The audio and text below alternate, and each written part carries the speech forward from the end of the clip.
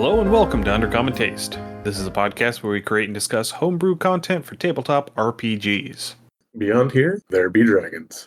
I'm Ian Woodworth. I'm joined by my co-host James Daly, and today we are not joined by Clark Rowenson.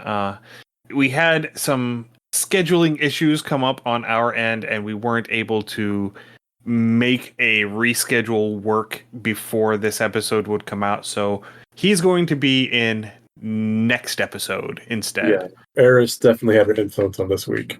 You need to look at renewing your extended warranty, James, because your parts keep breaking.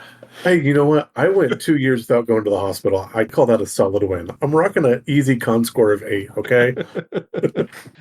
Yeah, fair enough. So anyway, this ended up being a little bit more impromptu than I had intended, but this was an episode I had planned on us doing later on after we had finished talking about the D&D dragons, the various types. But I don't see any reason why we can't do it today. So we're going to be talking about dragons in non-D&D media, different portrayals of dragons that we particularly like, and a little bit on how to perhaps adapt the dragons that you're using in your game to move away from that traditional D&D color chart typing of dragons. Yeah, I like that. And then, too, again, as we try to move more system agnostic so we can incorporate more systems with our games and playstyles, this is a good way to do it as well. And even if you're still playing, a homebrew D&D or whatever, and you want to change your dragons up a bit, there's no reason why you can't do that. And I mean, as a DM, as a world builder, you do have that option. And borrowing from literature, borrowing from TV and movies is a perfectly acceptable way to do that. Right, yeah. And there are just so many different and interesting portrayals of dragons in media. And there are almost as many different portrayals of dragons as there are writers who are creating the media. Absolutely. And so it's nice to sort of tap into some of these other ideas just to really shake things up.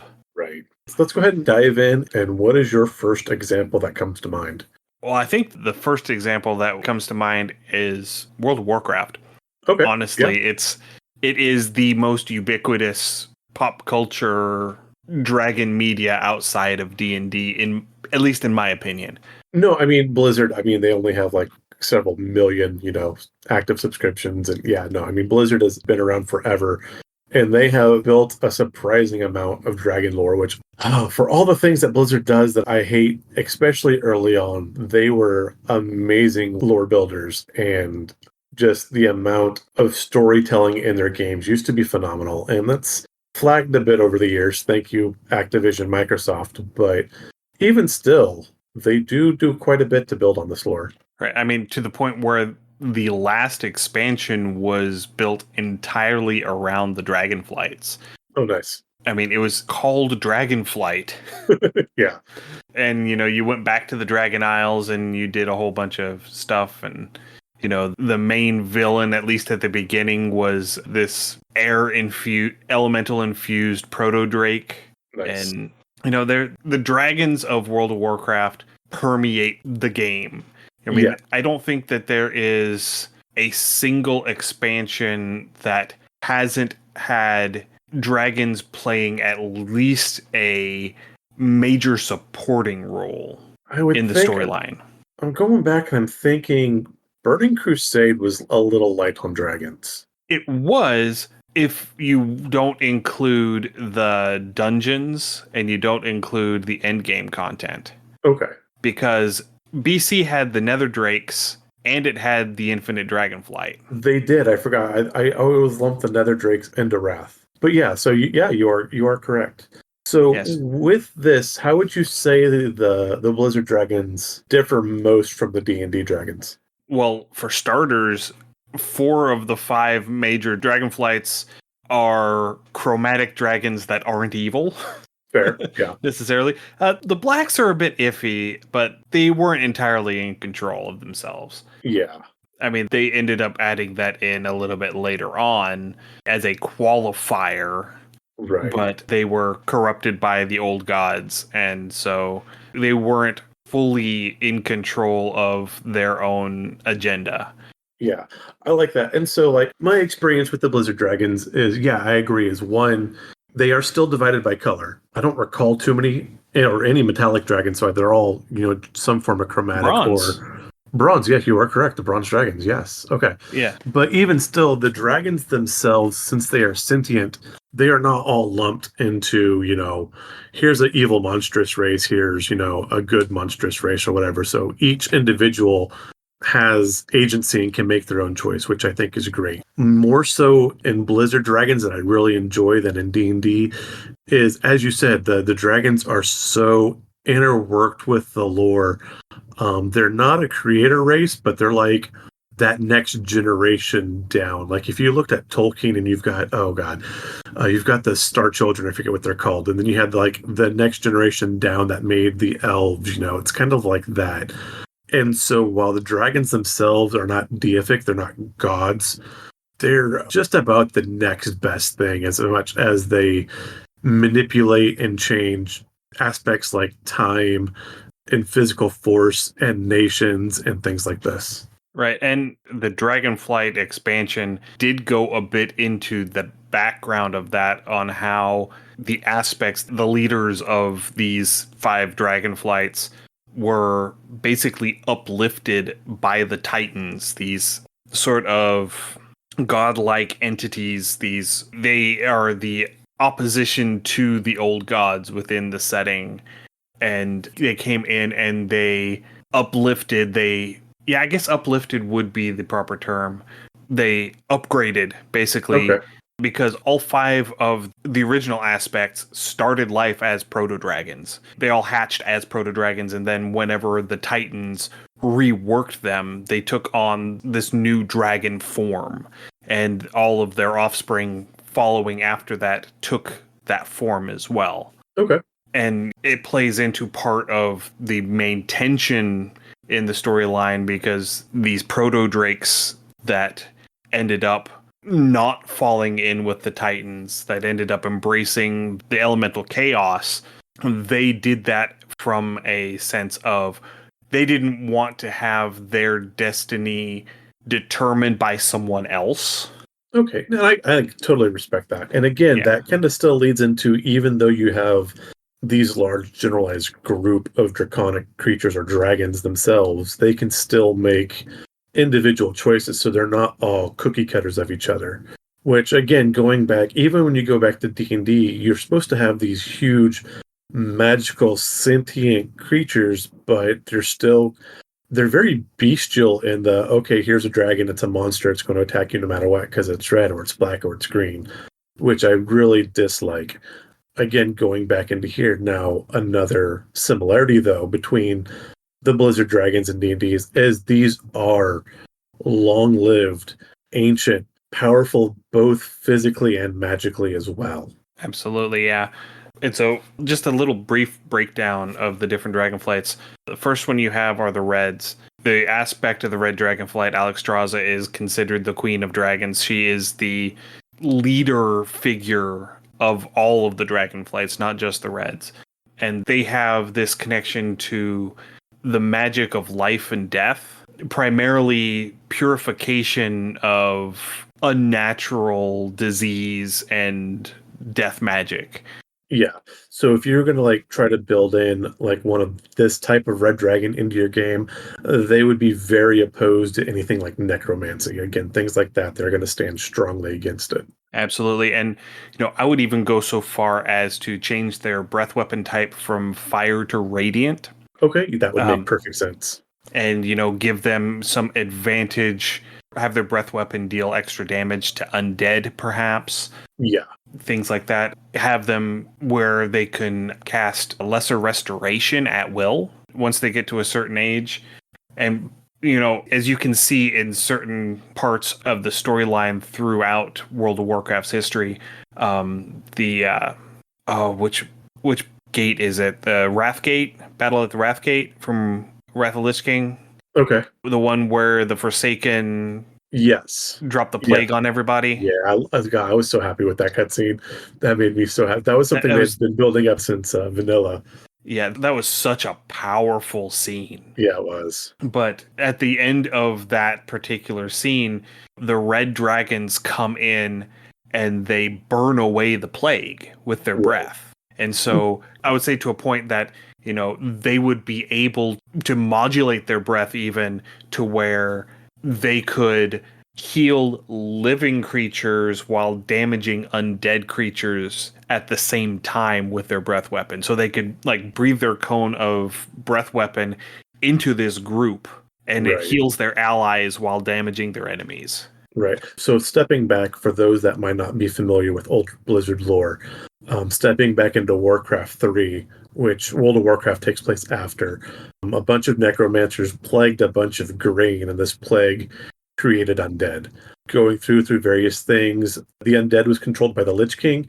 A branch of them were able to break away, but they still wanted to create more undead because they couldn't reproduce on their own, and they wanted their culture and whatever to survive. And so at this Wrathgate, they are at the gates of the Lich King. They have armies from all sides there gathered, and they have finally perfected this new toxin and think basically a miasma or a cloud that turns you into a zombie. And they just unleash it on friend and foe alike. They just dump it everywhere. And because this was such a huge shift in the natural order, the Red Dragonflight did come in and take steps to rectify. Right. So the next group are the Greens. They are very druidic in their field. Their magic is very much aligned with the druids within the setting. And their charge is the defense of the Emerald Dream, which is basically the Warcraft equivalent of the Feywild. Yeah. And they have the ability to fall asleep and project their consciousness into the Emerald Dream. And then there are story elements where agents of the Burning Legion have gotten into the Emerald Dream and are corrupting it into the Emerald Nightmare. And that whole thing comes to a head in the Legion expansion, which I think is what, the sixth expansion? Yeah, I believe so. Yeah. And so, yeah, with these, again, these are going to be more of your quote, quote, neutral dragons, though. In Blizzard, they definitely would tilt more towards the good. But I think if we were going to bring one of these to your game, be it D&D or Powered by the Apocalypse, or even like Kids on Bikes or something like that, these dragons would be found in like forested areas, jungle areas with a lot of vibrant natural growth. And one thing I would absolutely give them would be an at-will plane shift. So they can step into the ethereal plane or the Feywild or the Never Never, if you want to use, a butcher term, whatever that plane of existence that's just off of ours, so they can affect things there and come back and check. If you're a fan of Stranger Things, they'd be able to step into the Upside Down. Yeah, and this would be an excellent addition to your game if you wanted to bring back the older edition element of the Plane of Dreams. Yes. And so these are the custodians of the Plane of Dreams. They are how you are able to get into the Plane of Dreams. If you, for some reason, needed to get into the Plane of Dreams, you would have to contact one of these green dragons, and they would basically act as your guide within the Plane of Dreams to make sure that you didn't get lost and that you were able to get back out. I have not seen one in a long, long, long time, but this would be perfect for something like even a Wheel of Time themed game. I could see that. Yeah. This would be your guide into the dream. Was it the dream? It's not the dream world. I forget what they call it in that. Yeah, it's been forever since I've finished those books. Right. But yeah, with there, they have a very active where you can go and you step into the dreams. And again, you can travel, you can communicate, you can do certain things in the dreamscape that you can't necessarily do physically. And again, this would be a great way to guide your characters in through that. Yeah, and you also have, what is the, with the, just a second, I got it. It's right there. Brandon Sanderson. Mistborn? No, I am drawing a complete blank on the big series. Stormlight? Yeah, Stormlight Archive. Thank you. Okay.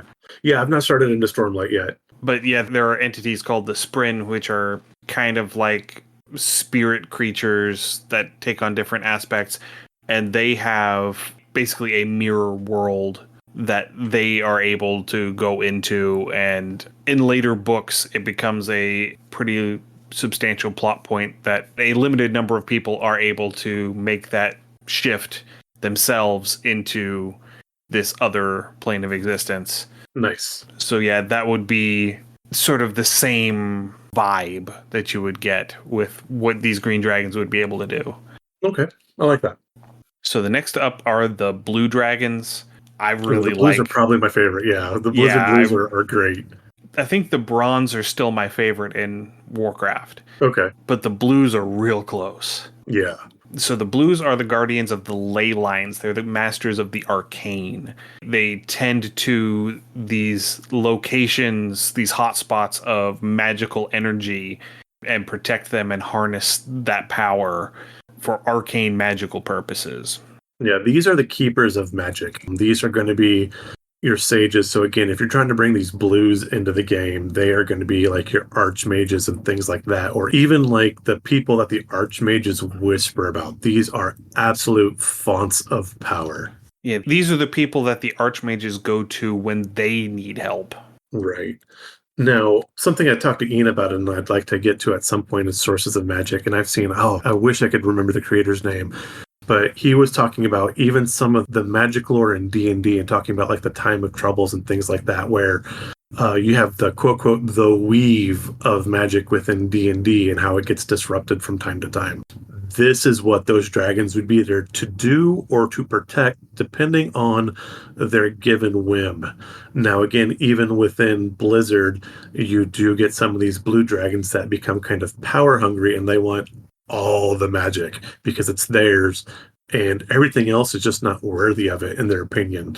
And that could be a thing too, is something trying to disrupt whatever magic system you have in your game, you know, whatever system you've got. And if something can switch that magic on or off like a switch, that would very likely be one of these blue dragons. Right. And we see that in Wrath of the Lich King with what Malagos is doing with the Nexus. Right. Is his is less of a power hungry move and more of a iRobot. I'm protecting humanity by removing humanity as a problem. Right, yes. And there were some extenuating circumstances as well in all of that. Malagos was, as was revealed later on, I guess retconned in maybe, not entirely under his own auspices while he was acting in that particular time. Right. And again, going back to a big difference between D&D dragons and other dragons. In D&D, once you start getting to like ancient worms, these dragons are near invulnerable, where something like a Blizzard dragon or in other media, these dragons are still, it takes a lot. I mean, it's not something your average Joe's going to do, or even your average party of level 10s, but they are still vulnerable to things like manipulation, or they can have the wool pulled over their eyes, or they can be outclassed or outsmarted on occasion. Right. Yeah. And, you know, you see that several times throughout the more recent expansions where Caligos, who is now become the new aspect of the Blue Dragon Flight, where he's just so intelligent that the simple things elude him. Oh, I love that kind of character. And so things will end up happening that he didn't plan on. He didn't, you know, make contingencies for, because it was such a simple thing that he didn't even bother to incorporate it into his plan. Yeah, and that'll be an aspect once we wrap up these dragon flights of other types of dragons in media. Remind me, I do want to get back to a point with that can make dragons terrifying. So next up are the black dragons. Their role is not terribly well expressed, at least in World of Warcraft. It may have been gone into a bit more in Warcraft 1, 2, or 3. Not so much in the older games, though. With the black dragons, you are going to find these kind of like Saruman. They're going to be at points of industry and building. They're going to be near forges. They're going to be near like alchemists or wizards' workshops. These tend to be almost, I don't want to say they're more bestial, like the whites, but they are definitely simpler. These are They're more. simply they're certainly more violent. They are definitely more They're more violent. warlike. Yeah, they're more about amassing their personal power base, but that seems to be the stretch of their motivation within Blizzard games is just their own power. Right. And so the original aspect of the Black Dragons was Neltharion, who ended up being corrupted by the old gods and turned into Deathwing, who had an entire expansion devoted to him, Yes, which story-wise was a great expansion. Mechanically was not so great. I agree But 1000%. but his role was the Earth Warder. So his realm was everything beneath the surface.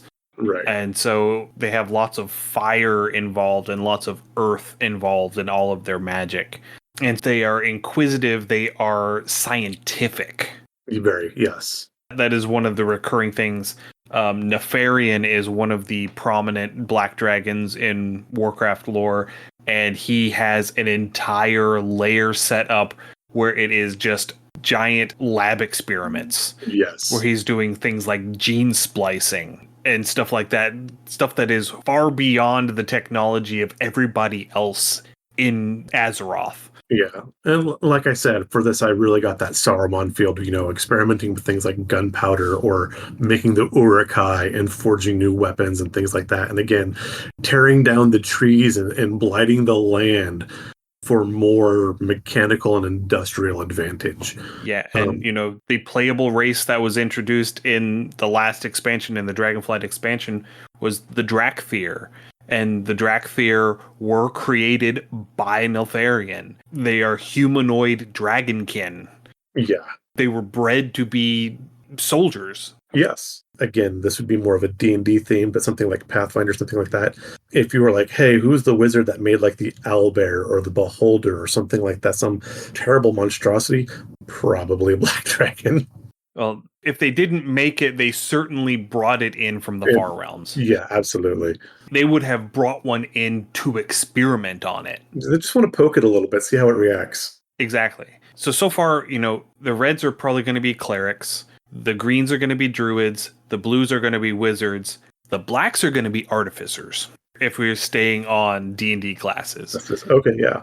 Yeah, black dragons are absolutely artificers. I could totally hold with that. I mean, they have elements of roguing there. Absolutely. They do have that cunning and subterfuge going on. That is one thing we forgot to mention is the blacks are very, very sly. Absolutely, yeah. I mean, one of the major plot points of Vanilla WoW is that Onyxia, one of the black dragons, has infiltrated Stormwind. Yeah, so she has taken human form and she has worked her way in through the ranks and the royalty and the nobility of the humans in this human city. Well, I mean, she's established herself as basically the ward of the prince. Yeah. So, or the warden of the prince. Yeah, the regent. Yes. Yeah. So, I mean, she was half a step from taking it over. Exactly. And just because King Varian was somewhere during that time, I don't remember exactly where he was. I'm sure that there are several books somewhere that I could read that would tell me exactly where Varian Wrynn was during that time. Yeah. God, I want to say I remember. I think he was I want to say he went to a battle. I think he was captured or something like that. Yeah, it's been forever. He may have been in Theramore. Possibly, yeah. It's hard to tell. Yeah, it's been a while. All I know is that there was dopey little Anduin, and was it Anduin Lothar, the guy who was actually in charge while Varian was away? Yeah. And so the last one were the Bronze Dragons, and the Bronze Dragons are the keepers of time. They are able to manipulate time. They protect the time ways. They're custodians of the timeline. They make sure that everything stays as it happened. Yeah. If you're a fan of the Marvel series Loki from Disney Plus, the Bronze Dragons would absolutely be the TVA. Mm-hmm. Which actually, if you wanted to do a Marvel themed game and throw a Bronze Dragon in just to blindside your players with, that would be perfect. And I mean, There are dragons within the Marvel comics, and none are coming to mind exactly, but I know they've encountered some at various points. And so, yeah, if you were doing a Marvel, which actually would be kind of fun too, doing a Marvel themed tabletop. I mean, Yeah, that'd be a ton of fun. there is an official Marvel game from like the 80s. Yeah, I was going to say it's an ancient one if it's still around, but that would actually be interesting to look back up. That would be a fun thing to play. Yeah.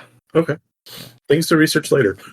Yeah, and so the Bronze Dragons did have a counterpart, which, if I remember correctly, the dragons in the Infinite Dragonflight originally started as Bronze Dragons. Okay. But they felt that because they could access the timelines, and because they had the power to manipulate within the timelines, that they had an obligation to stop certain catastrophic events from happening. Responsibilities, I think. And like there were several dungeons within Burning Crusade. There are a few more that happened in Wrath. And they did pop up again finally during Dragonflight. But there were dungeons where you would go in and the Bronze Dragons were sending you in because someone was messing with the timeline. And it ended up being the Infinite Dragonflight that were trying to stop certain catastrophic events from happening.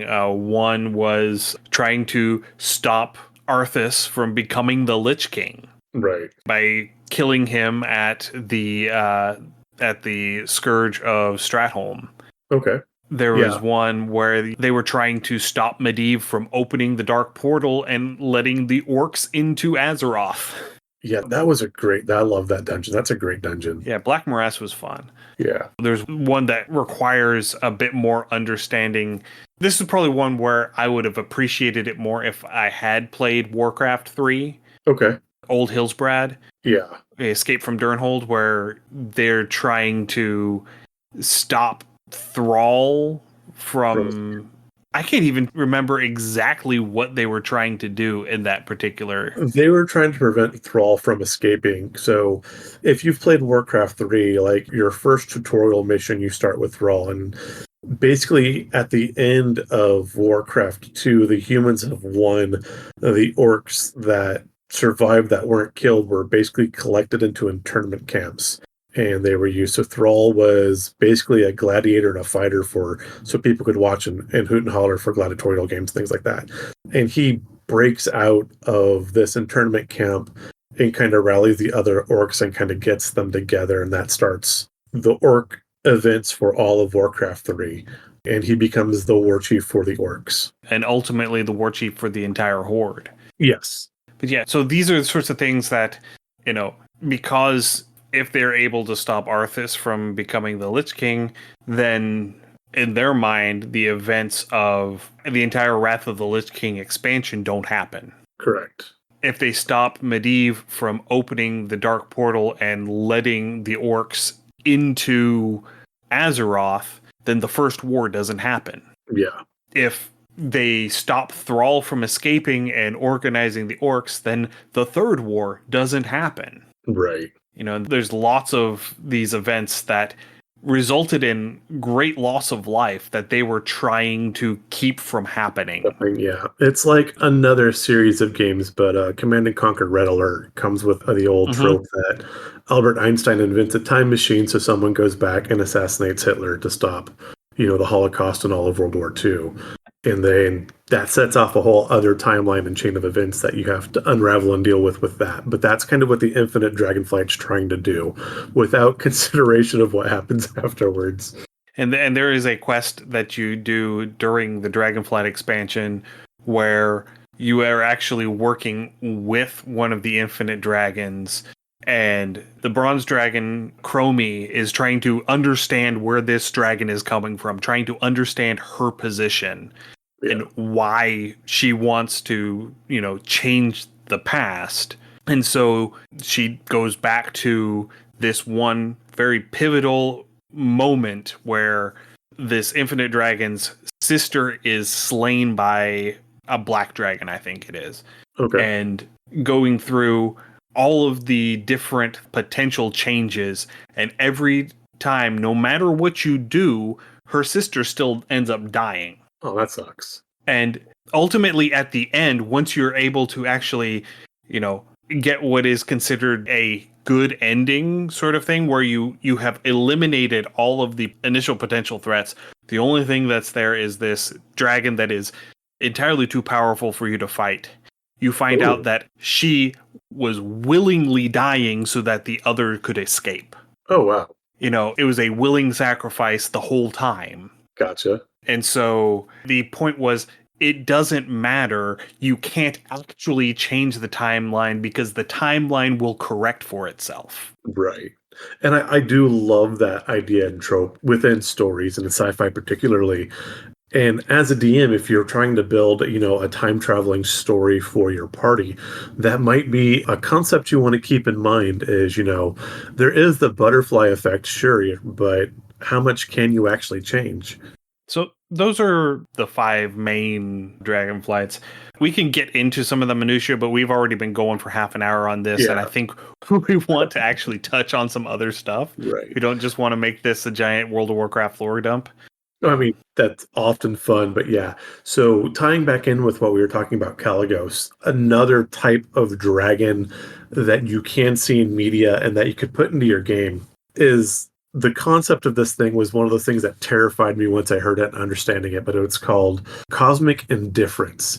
And so you have these dragons, and again, they're these ancient, mighty, powerful things, and they are doing whatever they are doing. They're fighting amongst each other or they're building sandcastles, and they're doing it for their own sake. And humans, dwarves, whatever, us mere mortals are just beneath their notice. And so it'd be like walking across an anthill and crushing their entire, little town or village of ants because they're beneath your notice. And so you could have your world being shaped by dragons and the events of the dragons, but they don't even notice you. And so how would you work around them? Because if you know they're going to be at a certain thing, if they're doing something methodically, and this is going to happen. So like maybe they're going through and they're reshaping the world and creating mountains to fit their whim.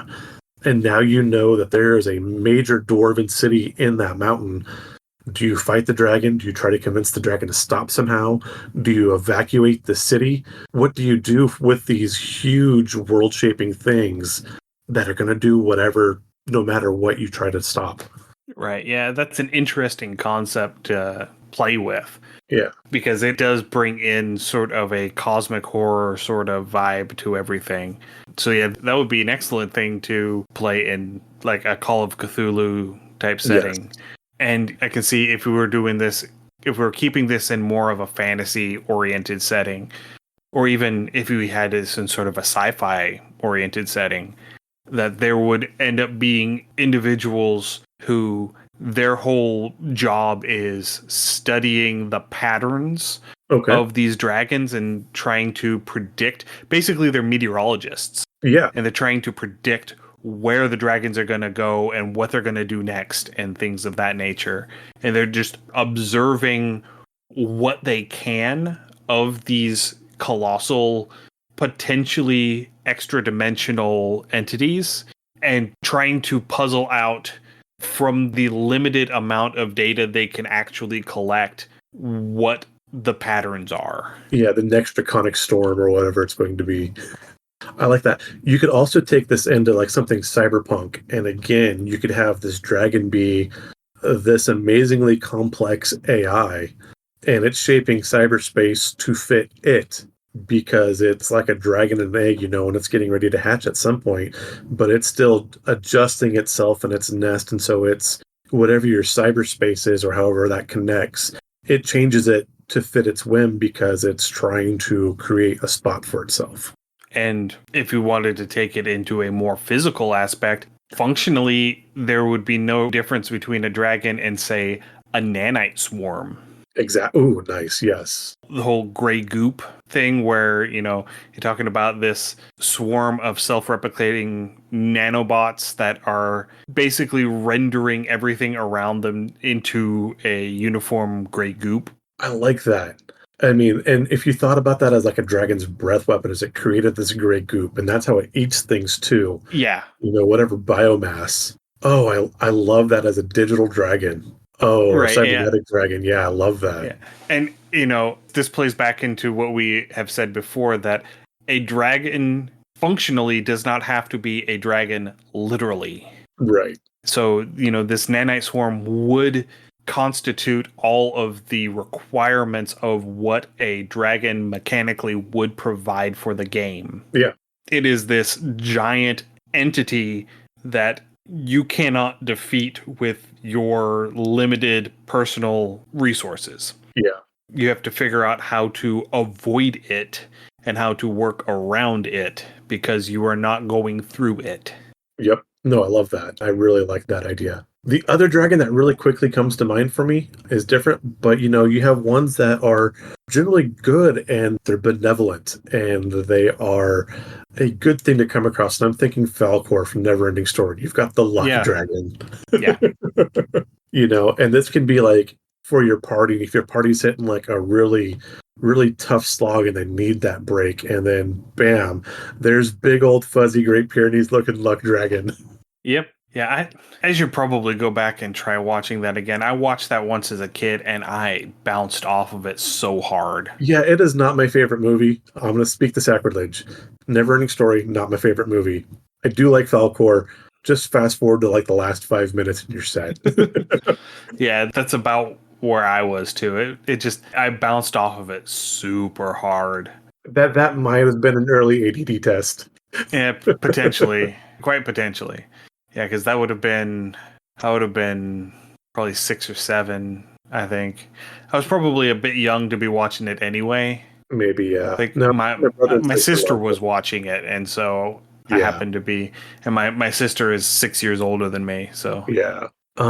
Other dragons I think that are really well done are the 2 remaining dragons from Avatar: The Last Airbender. I think Avatar did dragons amazingly well. okay, yeah. Um, It's been a while since I've watched, and I'm not remembering off the top of my head. I don't remember the dragons. so with this, you have Iroh, who was known to have quote have killed the last dragon. So they were largely hunted into extinction. But people had rumored and talked of dragons, and it comes through, and they were keepers of knowledge. And so Aang and Zuko, go on this long journey, and they finally find them, and they're on a mountaintop. And they're not dead, and Iroh didn't kill them, but he learned from them, and this is why Iroh was such a strong firebender.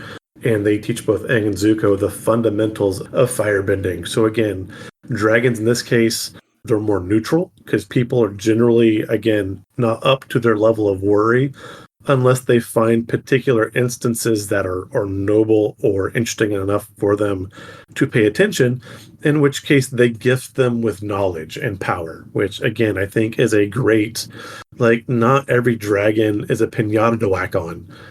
Sometimes they are givers of gifts and keepers of knowledge and guardians of gates. And keeping this idea with dragons too is, again, not everyone's meant to be smacked.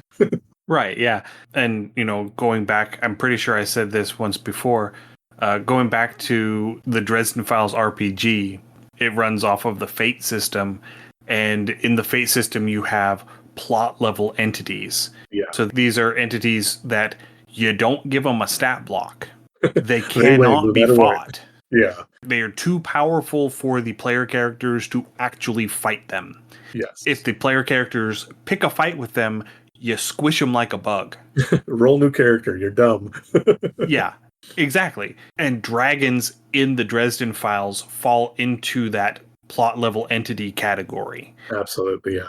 Because, dragons in the Dresden Files, the few of them that exist are far and beyond more powerful than the dragons that you see in D&D. These are entities that have so much control and so much access to magical power that they can literally unmake existence at their whim. Yeah, I was gonna say, without spoilers, in one book, someone's looking for a particular dragon and is like, no, he's Billy holding the threads of reality together right now. It's like, oh, okay, yeah, that's that's a thing. Yeah. So there are a couple of other pieces of media that I did want to touch on. Yeah. One, this is the oldest account of a dragon that I know of, at least in Western literature. There may be something in Middle Eastern or Asian literature that predates this. There probably is. But Beowulf, Yeah. there is a dragon in Beowulf. You don't really hear about it much. It always talks about, the fight between Beowulf and Grendel, which is literally just the first third of this epic poem. Because it starts off with Beowulf versus Grendel, because Grendel is being a little shit and wrecking everybody's fun. And so Beowulf ends up going and killing Grendel. And then Grendel's mom shows up because she's upset that somebody killed her baby boy. And so As Beowulf one has would to be. kill her. Right. But then the third part happens several years later, I believe. And Beowulf has to go and fight a dragon. And it taps into this Norse idea of dragons are what happen when you hoard wealth and you become a miser and you become stingy and you become avaricious. It's when you succumb to avarice. Okay, I like that as in like a divine retribution for poor choices is here's your dragon. Yeah, and so it is literally a transmogrification. You, as a person, you end up transforming over time to represent your soul in your physical form, and you become brooding and scaly and ill-tempered and covetous. He just became an old man. More or less. And ultimately, it is the dragon that slays Beowulf. Beowulf slays the dragon in the process. Yeah. He slays the dragon and then succumbs to his wounds. But it is the dragon that ultimately kills Beowulf at the end of the epic poem. Yeah, that has very much the same feel as Arthur and Mordred. Yes. I wonder where they got the idea from. Who knows?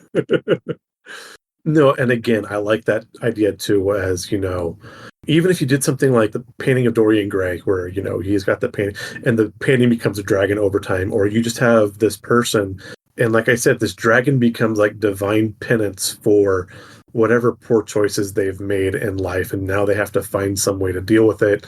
And so they draft in your party or your players to help them with it. And maybe they learn a lesson, maybe they don't. Maybe your players just get a ton of XP, but it would be a good story hook for RP. I think if you were going this route, this dragon would be the embodiment of the meme. Some people exist only to serve as a lesson for others. Yes, I love it. Like, this is the cautionary tale. This is why you don't do that. Don't be that guy. Yeah, don't be that guy.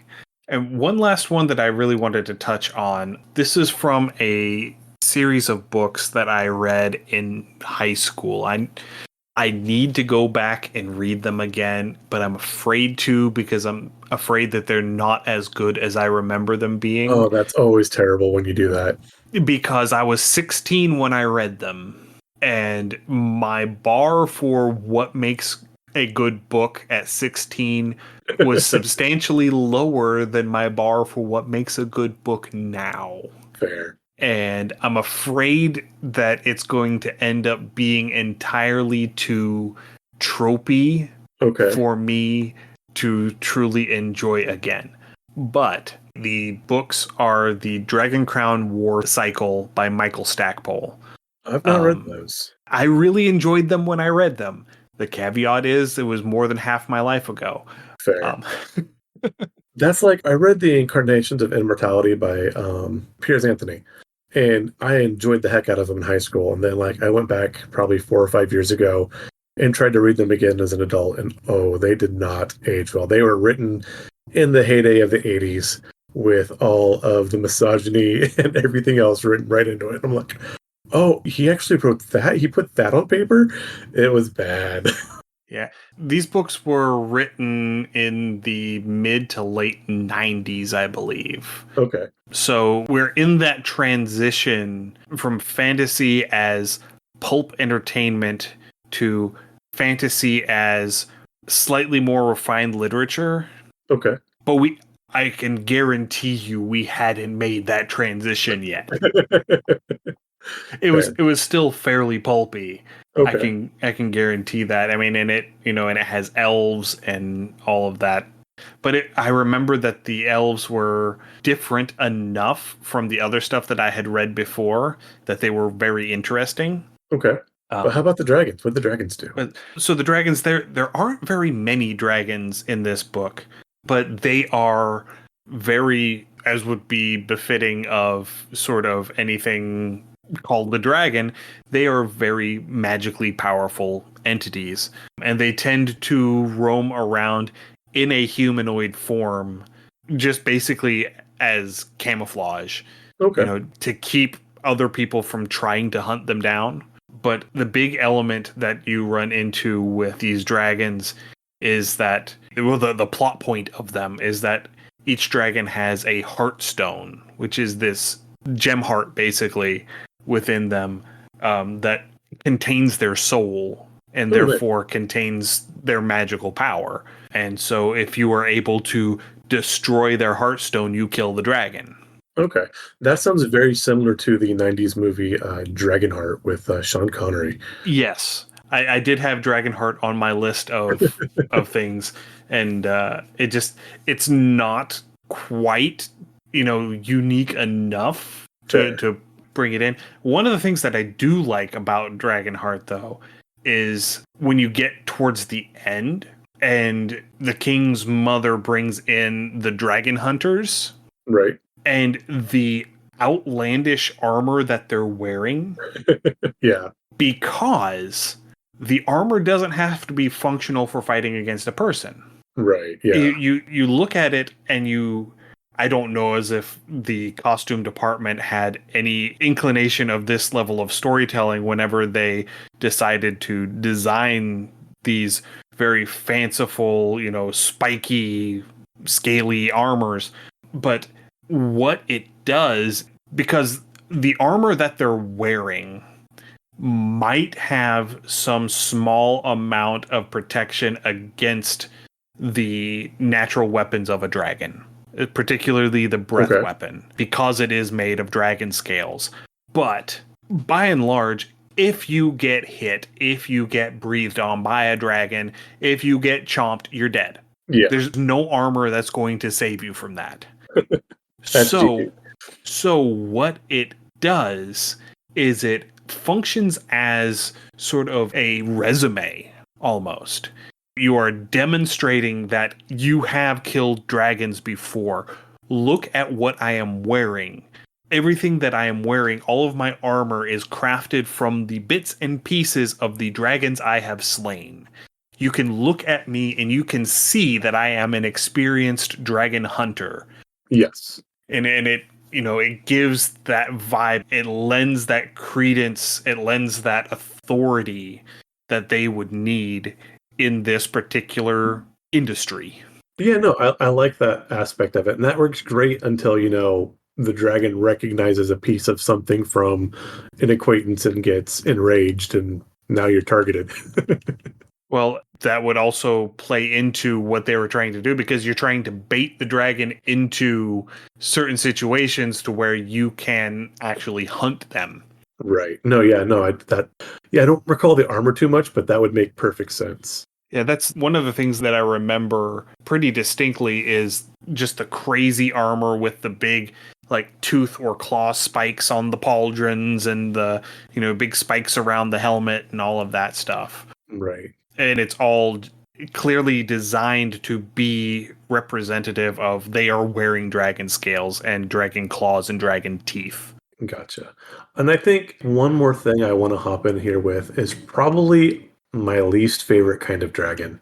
And this is like the Game of Thrones type dragon, or, I've read a lot of fantasy, I've read a lot of sci fi, and where the dragon is basically just a large, strong, and intelligent beast, whether it be a mount animal or a war beast or a beast of burden. I read one series, I forget the name of the series, but they had dragon riders, and You you're talking about Dragon Riders of Pern? no, not Dragon Riders of Pern. That was a hard Okay. series to read. Yeah, Um, and McCaffrey. Yeah, no, this was basically dragons took the place of aviation during World War One. So you Mm. had like the first, person was riding a dragon and they were using it to scout enemy lines, and then they were using them as transport, and then they were using them to fight dragons air to air, like air to air combat, and they were using them to transport mages to basically drop fireballs on people like that. And that was an interesting take on dragons, but at that point the dragons were still just smarter than average beasts. Game of Thrones, I mean, stunningly amazing, but the dragons, I mean, yeah, it's probably smarter than a dog or a horse, but that was about it. Yeah, they could breathe fire, they took commands, but they were just beasts. And you could put these in your game if you want these there, whether they be, like I said, a wild creature that your party comes against, or again, maybe you have a dragon keeper that your party's coming up against to fight, and so he has a kennel or a coterie or whatever of dragons to unleash to fight against. And at this point, those dragons are just basically pinatas for XP. But they do have their role, and they can be a difficult fight. And if you wanted to have a linguistic differentiation and have both types, Oh, I think what you're looking for are drakes. yes. Because drakes and dragons are similar but not the same. Yeah. And sort of like in the same way that gorillas and orangutans are similar but not the same. No, I like that. And so your drakes would be the more animalistic version. And, potentially these are being kept as pets or as companion animals by dragons. Okay, I can see that. And it might be a thing where if a dragon lays a clutch of eggs and they hatch out all of the eggs, only one or two of them might be true dragons and the rest of them are drakes. That And would be interesting. it's not a nurture thing. They still love all of their children. These are all their children. It's just that some of them are sapient and some of them aren't. Okay, I like that. I could also see again like a dragon going and keeping a bunch of drakes to guard their horde or even like a nest clutch while they're out doing whatever. And so they've got a swarm of drakes just there kind of to hold down the fort. Yeah. And, you could potentially also go into this, drawing from sort of a Vampire the Masquerade sort of vibe, where in Vampire you can have somebody who you feed off of, who you as a vampire have fed your blood to and turned them into a ghoul. Okay. And so these drakes are potentially, whenever a dragon hatches their clutch, they all hatch as drakes. Okay. And then as they get older, once they have demonstrated that they have the ability to survive on their own, then they go through some sort of ritual which basically awakens them, like the awakening spell. Ooh, I like that. And then they become a dragon. Okay, I like that. I'm also kind of thinking like the xenomorphs where you go from drone to Praetorian to Queen, depending on what the situation is, but everyone starts at that base level, and it's just if there's a gap, then you have whatever hormonal or biological change that shifts. And so that would shift a drake into a dragon. Yeah, and I mean it could be something as biological as puberty. Yeah. They could be drakes until they hit the point where they do whatever it is that triggers that hormone click. And when the hormones click and start pumping, various chemicals into their brains, it awakens their conscious thought. And then they make that gradual shift from drake to dragon. Well, I'm saying, the human brain's not fully formed until like 24, 25. True. So that would make perfect sense, especially if you have something as sapient and as wise as a dragon.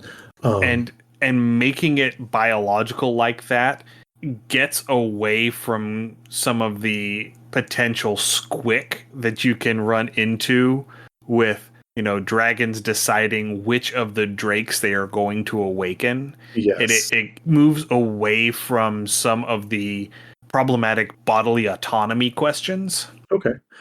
I think another good way to do this would be, again, drawing back. And if we did something like our blue dragonfly, where there are keepers of ley lines, there has to be a certain amount of magical presence, or perhaps a lack of magical presence, for that change to occur.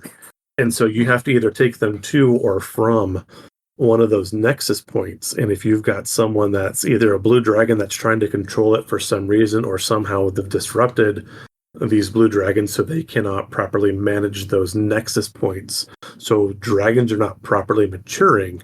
So maybe a dragon in some form or another approaches the party to correct this one way or the other so they can reestablish their life cycle. Yeah, and it could be something drawing from the Fallout games and the ghouls in the Fallout games, where you become a ghoul from being exposed to huge amounts of radiation. Yeah. There may be some sort of magical or elemental, Threshold? environmental thing that you have to have a certain amount of exposure to in order to trigger that metamorphosis. Oh, I like that. I like that too. Yeah. All right. I'm tapped out.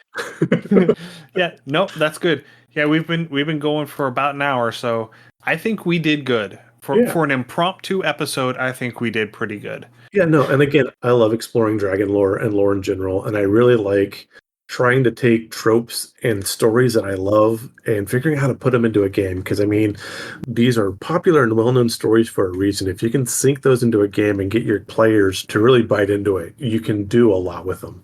Yeah, and as I mentioned in a previous episode, I've been working my way through The Cinder Spires by Jim Butcher. And there are dragons in these books. They have not actually made an appearance yet. Okay. However, they are referenced heavily in the second book because there is a character that has a dragon plume cloak. Ooh. And the context clues that I'm picking up, it vibes like almost peacock feathers. Okay, nice. They have this sort of iridescent sheen to them. Okay. And they're capable of like deflecting energy weapons and such. And this particular character has made a name for herself because she has hunted dragons on her airship. Okay. And so this cloak that she wears is made with plumes from a dragon that she killed. Nice. And that is her big status symbol, the thing where she can say, this is what you're dealing with. So yeah, and I still need to get into the third book, and hopefully, my fingers are crossed that a dragon makes an appearance in the third book, because I want to see what the hell this thing is. But anyway, I think that is going to do it for tonight. If you have any comments, suggestions, or ideas, send us an email, undercommontaste@gmail.com, or send us a direct message through our Discord. You can find a link to the Discord as well as all of our other social medias through our website, undercommontaste.com. You can also find links there to our itch page, undercommontaste.itch.io, and our Patreon, patreon.com/undercommontaste. Again, if this is your first time listening, we're so happy you found us. You can find our other podcasts on your podcatcher of choice. Just search Undercommon Taste. You can also join me on Tuesdays and Thursdays at twitch.tv/undercommontaste. On Tuesdays, I play through, right now currently, Darkest Dungeon, and on Thursday, I am playing the RPG classic Neverwinter Nights. Stay safe, everyone, and we will see you again in 2 weeks with our interview with C.R. Rowenson. We promise. Happy gaming. Thanks for joining us for another episode of Undercommon Taste. Our theme song is Massacre Anne, written and performed by Mary Kroll and used with permission. You can find Mary online at marykroll.bandcamp.com or on Patreon at patreon.com/Dr. Mary C. Kroll. Our logo is by David Sutherland. You can find more of David's work on deviantart.com/David Sutherland or on instagram.com/Willex_73. We'll be back in 2 weeks, so stay safe, and we'll see you then.